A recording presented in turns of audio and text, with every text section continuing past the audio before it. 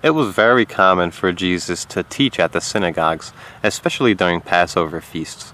And there was a particular Passover feast where Jesus was speaking in a synagogue in Capernaum, and there was a young man in the congregation who was suffering from epilepsy. And this young man became increasingly more disturbed with the things that Jesus was saying in his sermon, and he went into a seizure. And it's important for me to say that in these times, epileptic seizures were very often mistook as demonic possessions. And this boy, being taught all his life that he was possessed by demons, really did believe that. And when the boy came out of the seizure, he started acting out what he thought was wrong with him. And Jesus went over to him and put his hand on him and says, "Come out of it." And the boy immediately came out of it. So because of the way that this looked from the outside, it looked very much like a miracle. And all of the people who attended that service that day went out into the whole city of Capernaum and told everybody that Jesus had cast demons out of this boy. And because of that, so many people were inspired to go seek out Jesus, looking for him to heal them of their ailments. And because of this, Jesus and the apostles used to stay at the Zebedee house when they were in Capernaum.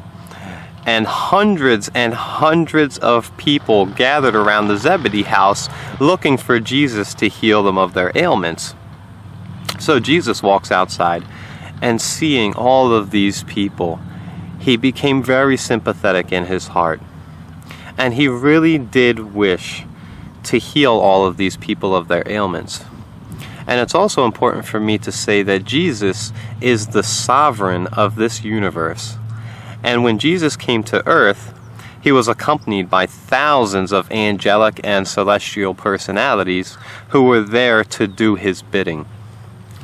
And because these personalities saw that Jesus really did seek to heal all of these people, the angels immediately healed all of these people, hundreds and hundreds of people who were around the Zebedee house. And Jesus was more surprised than anyone at what had happened. So Jesus went off to go pray. It was so that Jesus had a plan and a strategy that miracle working was not included, because miracle working would get in the way of what it was that he was here actually trying to do.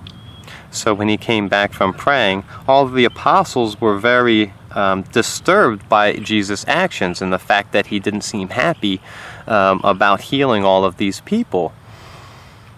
And the apostles would ask their master, "Why is it that you act so disturbed by something great that just happened?" And Jesus told them in so many words that our mission on earth is to save people's souls. Our mission on earth is to heal the severed connection that has happened between the soul and the spirit on earth. It is not to do simple miracle working, healing people's broken legs and leprosy and such. And that sort of thing is not nearly as important as what it is that we are here to actually do.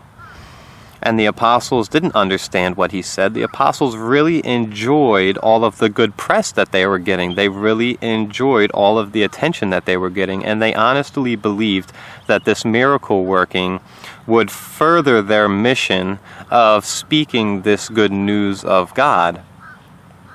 So the very next day, Jesus left because he had perceived that all of these people who were healed would go out into Capernaum and in the surrounding counties and tell everyone what a magnificent miracle had happened last night.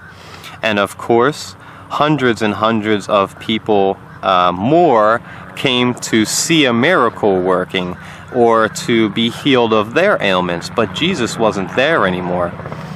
And the apostles became even more disturbed by this. And they said, "Master, there's so many people here that want you to come and to heal them. And why do you refuse to heal them?" And Jesus told them again the same thing that he told them before, and added that they had been in Capernaum for months, telling the good news of the kingdom of heaven, the coming kingdom of heaven, and that this severed connection between spirit and soul was getting ready to be put back together, and that you could in fact survive death and live forever only if you have faith. And that didn't excite these people. Thousands of people every night didn't show up at the Zebedee house wishing to hear this good news. But when someone heals a broken leg, everyone gets so very excited and comes running to see us. And that's not what we're here to do. And the apostles still didn't understand. They really, really did enjoy all of the positive attention that they were getting. And they really, really still did believe that this miracle working would help them. So the very next day, John Zebedee, the apostle, who was also the very youngest apostle out of the 12, came to Jesus and said to him, "Master, I have something to show you. Could you please come with me?" And the master follows him. And John takes him to a hot spring.